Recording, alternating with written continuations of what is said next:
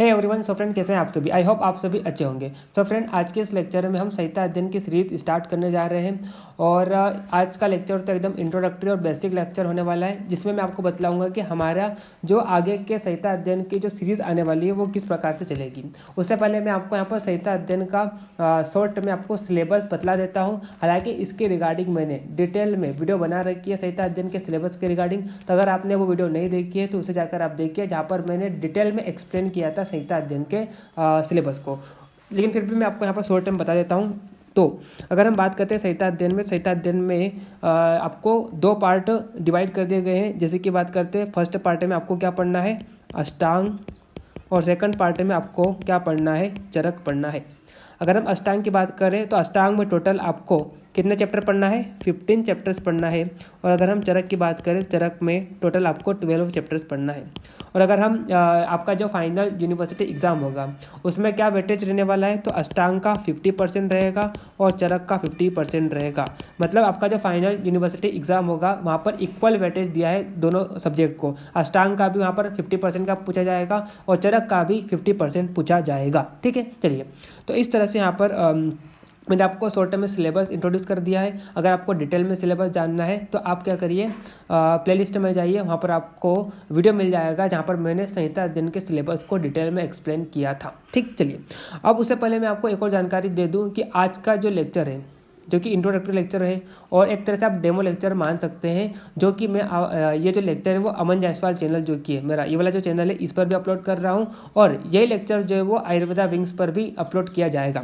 लेकिन अगर हम पूरे कंप्लीट सीरीज़ की बात करें कि जो भी संहिता अध्ययन की जो आगे की सीरीज़ आने वाली है, तो वो मैं मेरे दूसरे चैनल जो कि आयुर्वेदा विंग्स, उसका लिंक आपको इस वीडियो के डिस्क्रिप्शन में मिल जाएगा। तो अगर आपने उसे सब्सक्राइब नहीं किया तो उसे आप सब्सक्राइब कर लीजिए, क्योंकि आगे के संहिता अध्ययन के जितने भी सीरीज़ या जो भी लेक्चर्स आने वाले हैं वो उसी चैनल पर आएंगे। और इस चैनल पर आपको यहाँ पर आयुष से रिलेटेड और काउंसलिंग से रिलेटेड सारी इन्फॉर्मेशन मिलेगी। ठीक, चलिए।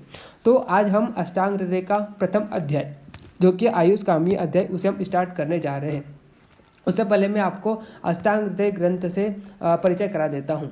तो अगर हम अष्टांग हृदय की बात करें तो अष्टांग हृदय ग्रंथ की रचना जो थी वो किसने करी थी, लघु वाग्भट ने की थी। किसने की थी, लघु वाग्भट ने।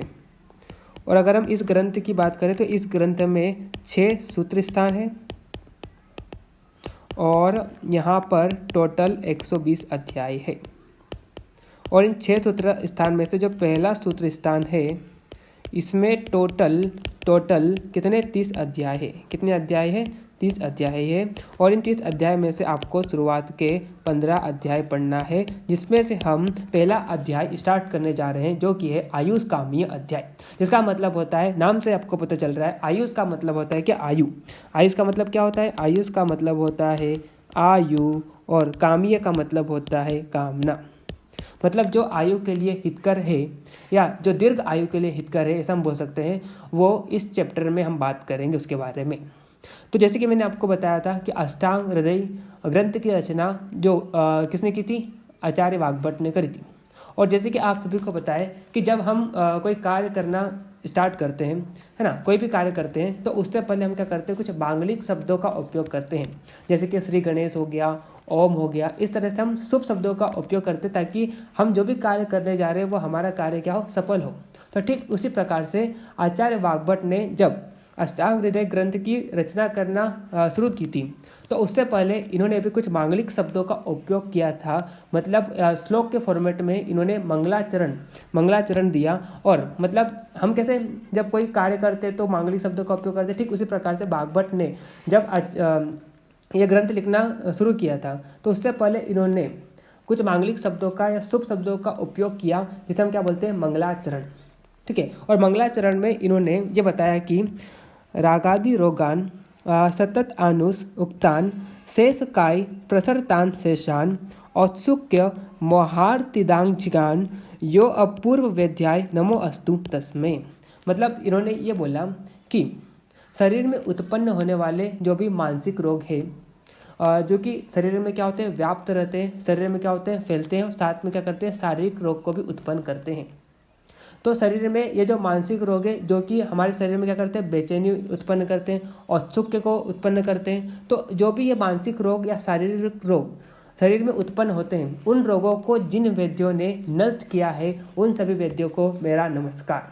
तो इस तरह से इन्होंने मंगलाचरण या मांगलिक शब्दों का उपयोग करते हुए सबसे पहले इन्होंने क्या करा, उन वैद्यों को नमस्कार किया जिन्होंने शरीर में उत्पन्न होने वाले शारीरिक और मानसिक रोग को नष्ट किया। तो इस तरह से इन्होंने शुभ शब्दों का उपयोग करते हुए अपना जो ग्रंथ है, जो कि अष्टांग हृदय है, उसकी रचना करना शुरुआत की। तो इसका अर्थ आप देख सकते हैं, उस अपूर्व वैद्य को नमस्कार जिसने सारे शरीर में व्याप्त एवं सदा बने रहने वाले औत्सुक्य, औत्सुक्य मतलब क्या होता है, एंजाइटी, मोह और अर्ति का मतलब क्या होता है, बेचैनी। तो शरीर में सदा बने रहने वाले एंजाइटी हो गया, मोह हो गया, बेचैनी हो गया, इन सारे रोगों को जिन वैद्यों ने क्या किया है, नष्ट किया है, उन सभी वैद्यों को सबसे पहले मेरा नमस्कार। और इस तरह से इन्होंने मंगलाचरण का उपयोग किया, मांगलिक शब्दों का उपयोग किया। जिस प्रकार से हम भी क्या करते हैं, कोई कार्य करते हैं तो कुछ शुभ शब्दों का उपयोग करते हैं, जैसे कि श्री गणेश हो गया, ओम हो गया। ठीक उसी प्रकार से आचार्य वाग्भट ने भी मंगलाचरण का उपयोग किया, और मंगलाचरण का उपयोग करने के बाद ताकि उनका कार्य क्या हो, सफल हो। और इस तरह से इन्होंने उन सारे वैद्यों को नमस्कार किया, और नमस्कार करने के बाद इन्होंने अपना ग्रंथ की रचना करना स्टार्ट की। तो इन्होंने फिर आयुष्कामी अध्याय में दूसरा इन्होंने फिर क्या लिखा, श्लोक लिखा, जिसमें इन्होंने क्या किया, आयुर्वेद का महत्व बताया। और इन्होंने बताया कि आयु कामय मानेन धर्म अर्थ सुख साधनम आयुर्वेद उपदेशेषु विधेय परमातर। तो इसका अर्थ क्या है, इसका अर्थ यह है कि धर्म अर्थ और सुख की प्राप्ति का, धर्म अर्थ और सुख की प्राप्ति का एकमात्र साधन जो है वो क्या है, आयु है। और जो लोग क्या करते हैं, आयु की कामना करते हैं, उन्हें आयुर्वेद के उपदेशों का विशिष्ट रूप से पालन करना चाहिए।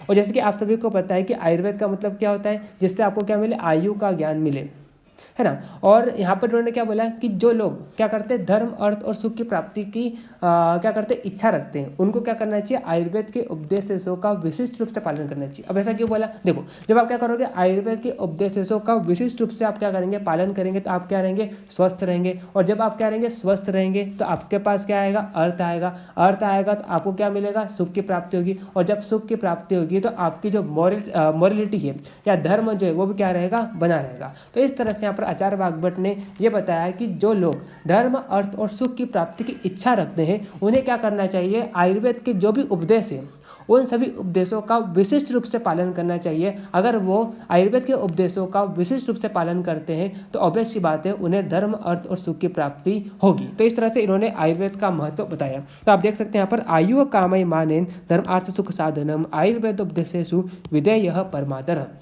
तो आयुष्कामी अध्याय का ये दूसरा श्लोक है, और इसका आप अर्थ देख सकते हैं, धर्म अर्थ और सुख की प्राप्ति का एकमात्र साधन जो है वो आयु है। अतः आयु की कामना रखने वाले पुरुषों को आयुर्वेद के उपदेशों का विशेष रूप से क्या करना चाहिए, पालन करना चाहिए। तो जो लोग क्या करते हैं, धर्म अर्थ और सुख की प्राप्ति की इच्छा रखते हैं, उनको क्या करना चाहिए, आयुर्वेद के उपदेशों का विशिष्ट रूप से पालन करना चाहिए। अगर आप आयुर्वेद के उपदेशों का विशिष्ट रूप से पालन करते हैं तो आप क्या रहेंगे, स्वस्थ रहेंगे। और जब आप स्वस्थ रहेंगे तो आपके पास धर्म अर्थ और सुख की प्राप्ति होगी। ठीक, चलिए, तो इस तरह से इन्होंने यहाँ पर आयुर्वेद का महत्व बताया। उसके बाद इन्होंने फिर तीसरा श्लोक लिखा, और तीसरा श्लोक में इन्होंने आयुर्वेद के अवतरण के बारे में बताया, किस प्रकार से आयुर्वेद का अवतरण हुआ इसके बारे में बताया। तो यहाँ पर इन्होंने बोला कि ब्रह्मा स्मृत्वा आयुषो वेदम प्रजापति मजिग्रहत सो अश्विनो तो सहस्त्राक्षम सो अत्र आदि सो अत्रि पुत्र आदि कान मुनिम ते अग्निवेश आदि कांस्ते तो पृथक तंत्राणी तनीरे। तो यहाँ पर उन्होंने ये बताया कि आयुर्वेद का फिर अवतरण कैसे हुआ। तो उन्होंने ये बताया कि सबसे पहले आयुर्वेद के ज्ञान का ब्रह्मा जी ने क्या किया, स्मरण किया। फिर ब्रह्मा जी ने इस आयु के ज्ञान को किसको दिया, ब्रह्मा जी ने फिर आयु के ज्ञान को किसको दिया, प्रजापति को दिया। फिर प्रजापति ने 2 अश्विनी कुमार को दिया। फिर 2 अश्विनी कुमार ने यह ज्ञान किसको दिया, इंद्र को दिया। फिर इंद्र ने इस ज्ञान को किसको दिया, अत्रेय आदि मुनियों को दिया। और अत्रेय आदि मुनियों ने यह ज्ञान किसको दिया, अग्निवेश आदि को दिया। फिर अग्निवेश आदि ने आयुर्वेद के पृथक पृथक तंत्रों की रचना करी। तो इस प्रकार से क्या हुआ, आयुर्वेद का अवतरण हुआ। और वाग्भट ने आयुष्कामी अध्याय में तीसरे श्लोक में आयुर्वेद का अवतरण बताया। और इन्होंने क्या बतलाया, श्लोक लिखा इन्होंने, ब्रह्मा स्मृत्वा आयुषो वेदम प्रजापति मजिग्रहत तो अश्विनो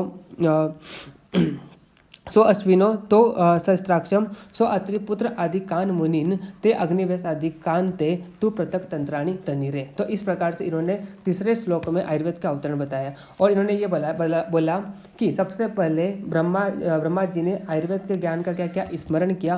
फिर ब्रह्मा जी ने यह ज्ञान किसको दिया? प्रजापति को दिया। प्रजापति ने फिर 2 अश्विनो कुमार को दिया। 2 अश्विनो कुमार ने फिर यह ज्ञान जो है किसको दिया? इंद्र को दिया। फिर इंद्र ने अत्रेय आदि मुनियों को दिया। फिर अत्रेय आदि मुनियों ने यह ज्ञान किसको दिया? अग्निवेश आदि को दिया। फिर अग्निवेश आदि ने फिर आयुर्वेद के पृथक पृथक तंत्रों की क्या करी? रचना करी और इस प्रकार से क्या होता है? आयुर्वेद का अवतरण होता है। ठीक, उसके बाद अब फिर इन्होंने अष्टांग हृदय की महत्ता के बारे में क्या बताया? श्लोक दिया और इन्होंने ये बताया कि तेभ्यो अति विप्रकृणेभ्य प्रायः सारतरोच्चय क्रियते अष्टांग हृदय नाति संगे पविस्तरम। तो यहाँ पर आप देख सकते हैं, तो इन्होंने ये बोला कि जैसे कि हमने आयुर्वेद के अवतरण में देखा था कि आयुर्वेद के अवतरण में हमने ये देखा था कि अग्निवेश आदि ने क्या करा था? आयुर्वेद के जो भी तंत्र थे उनको रचना करी और ये जो आयुर्वेद की जो भी रचना करी थी कहते हैं अग्निवेश आदि ने, इसके जो भी विषय थे जो कि इधर उधर क्या हुए थे? बिखरे हुए थे। तो इन सारे विषयों के सार भाग को लेकर आचार्य वाग्भट ने क्या करा? आचार्य वाग्भट ने फिर क्या किया?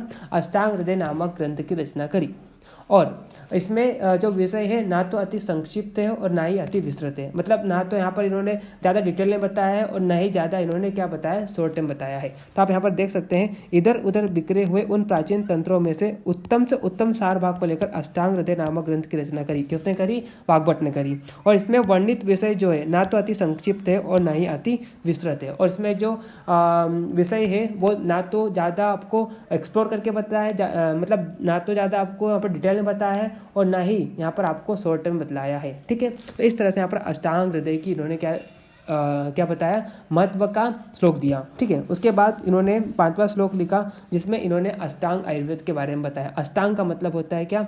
8 अंग। अष्टांग का मतलब क्या होता है? 8 अंग।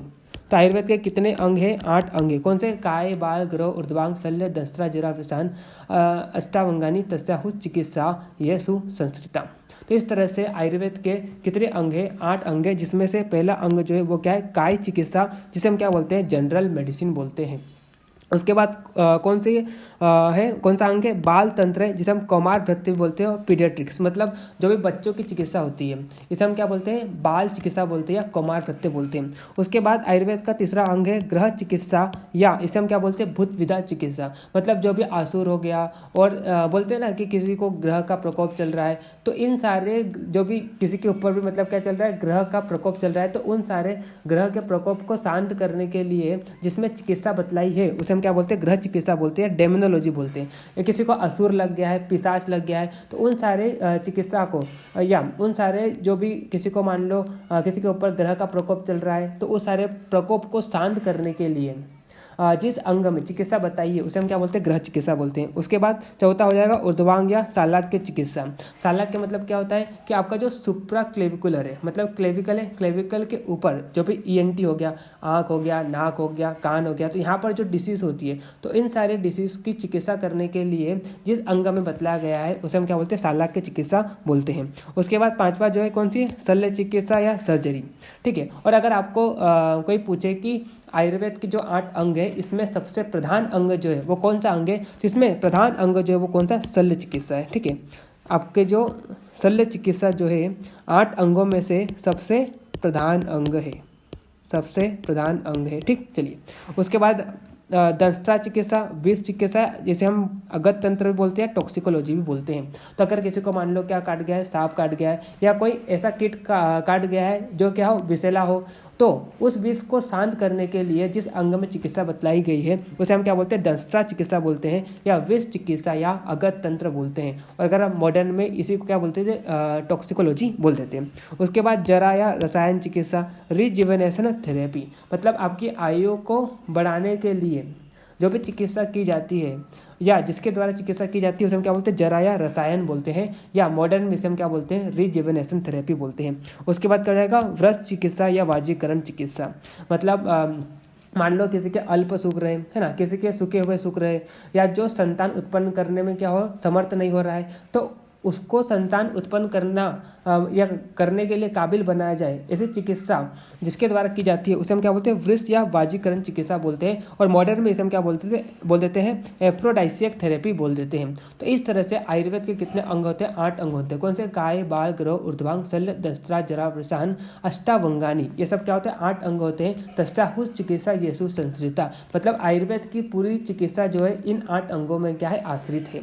तो श्लोक इस तरह से यहाँ पर 8 अंग इस श्लोक के माध्यम से बताया। कौन सा, काय बाल ग्रह, ऊर्ध्वांग, शल्य, दंष्ट्रा, जरा, वृषान, अष्टावंगानी, तस्याहुष चिकित्सा येषु संश्रिता। तो आयुर्वेद के ये 8 अंग होते हैं और इन 8 अंगों में ही आयुर्वेद की जो चिकित्सा है वो क्या है, आश्रित है। ठीक है, तो इस तरह से आज हमने एकदम बेसिक देखा अष्टांग हृदय का पहला चैप्टर का, जो कि आयुष्कामी अध्याय।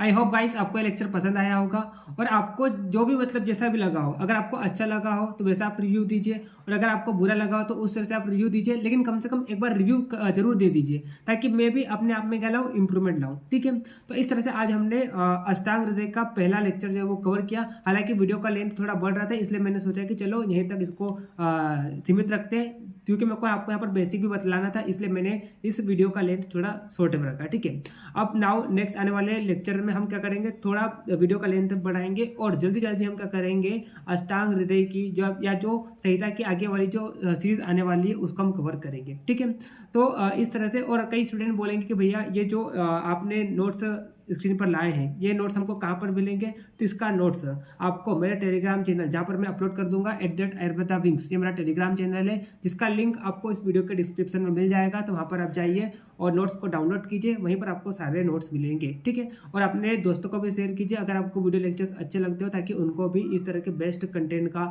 या बेस्ट लेक्चर का क्या हो, बेनिफिट हो। सो गाइस मिलते हैं नेक्स्ट वीडियो में, तब तक के लिए okay bye, see you again.